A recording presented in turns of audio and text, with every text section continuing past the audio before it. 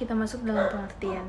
Breadth First Search atau yang biasa disingkat BFS adalah algoritma pencarian dalam struktur data graf yang menjelajahi semua simpul pada level yang sama sebelum bergerak ke level berikutnya. Ini berarti BFS mengunjungi semua tetangga dari simpul awal sebelum melanjutkan ke simpul-simpul yang berhubungan dengan tetangga tersebut. BFS menggunakan struktur data antrean atau queue untuk menyimpan simpul yang akan diproses. Karena menggunakan antrean, BFS adalah algoritma pencarian berbasis level atau level order transversal dalam konteks pohon. Algoritma BFS berguna untuk menemukan jalur terpendek dalam graf tak berbobot dan memiliki kompleksitas waktu O atau V tambah E, di mana V adalah jumlah simpul atau vertis dan E adalah jumlah sisi atau edges dalam graf. Selanjutnya kita masuk pada sejarah Breadth First Search atau biasa disebut BFS. BFS adalah algoritma esensial yang memiliki sejarah panjang yang terhubung erat dengan perkembangan teori graf.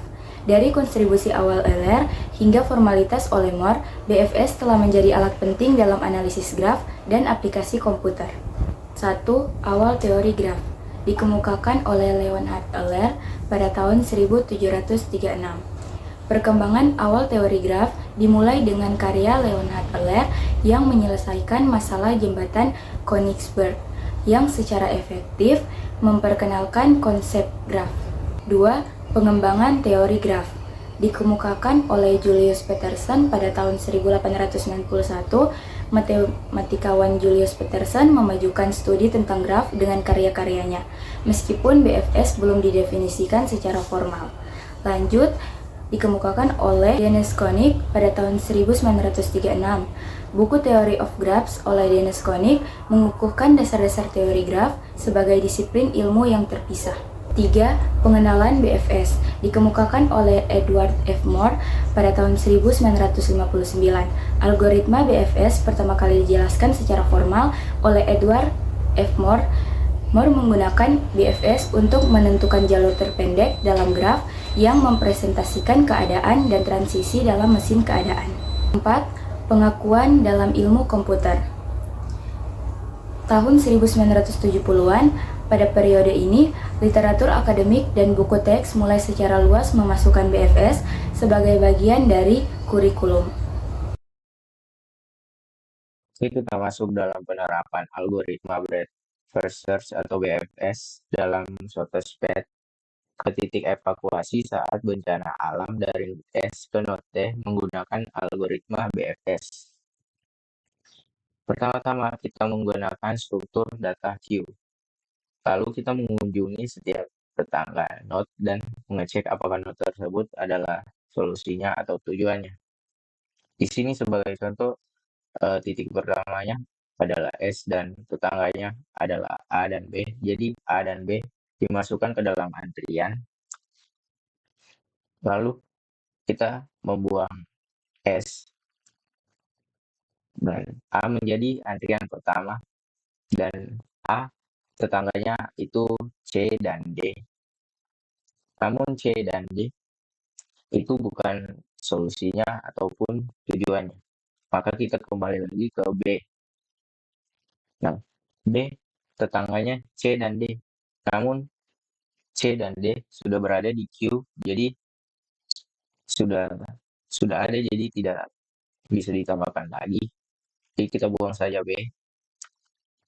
Lalu karena C berada di antrian pertama, tetangganya C yaitu T. Nah, T ini adalah tujuannya. Jadi tujuannya sudah tercapai, jadi BFS-nya akan berhenti, pencariannya akan berhenti, dan solusinya untuk jalur terpendek dari BFS ini adalah S, A, C, dan T dengan bobot 25.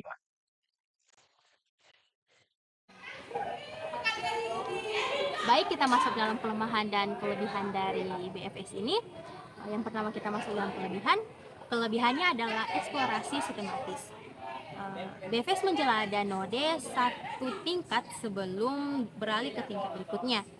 Ini menjamin bahwa semua node pada jarak tertentu dari akar akan dieksplorasi sebelum node pada jarak yang lebih jauh, yang membantu dalam masalah yang memerlukan eksplorasi sistematis. Kelebihan yang kedua adalah penggunaan di struktur data sederhana. Penggunaan di struktur data sederhana ini BFS mudah diimplementasikan menggunakan antrian yang merupakan struktur data yang relatif sederhana. Yang ketiga merupakan menemukan jalur terpendek dalam graf yang tidak berbobot. BFS secara otomatis menemukan jalur terpendek dalam graf yang tak berarah yang tidak berbobot. Ini sangat berguna dalam aplikasi yang membutuhkan penemuan jalur terpendek seperti routing jaringan. Nah, kita masuk dalam kelemahannya.